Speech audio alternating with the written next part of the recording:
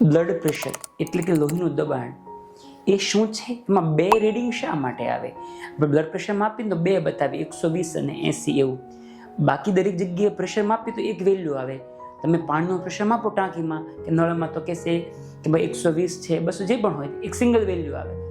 એનું કારણ એ છે કે આપણું જે હૃદય છે એ મોટરની જેમ બ્લડને પંપ એક ધારું નથી કરતું, એ બીટ્સમાં પંપ કરે. આપણું હાર્ટ છે આ 1 મિનિટમાં 60 થી 100 વાર ધબકે, એટલે પુશ કરે બ્લડને. એમ જ્યારે પ્રેશર આપે ત્યારે પ્રેશર ઉપર આવે, પછી બે ધબકારાની વચ્ચે પ્રેશર ડાઉન આવે. એટલે આપણે જે માપીએ છીએ ઉપરનું બીપી એટલે હાઈએસ્ટ પ્રેશર કેટલું હોય આપણી લોહીની નસોમાં?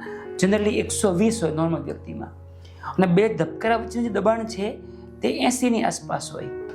એટલે બે વેલ્યુ આવે એમ. એટલે આને આપણે બ્લડ પ્રેશર કહીએ. અને હંમેશા બંનેનું મહત્વ ઘણીવાર લોકોને યાદ પણ ના હોય. અમે પૂછે બીપી તમારું કેટલું રહે, તો કે 70 રહે છે. અને હંમેશા ઉપર અને નીચે બંનેનું માપવાનું, બંનેનું યાદ રાખવાનું, બંનેનું ખૂબ મહત્વ હોય છે.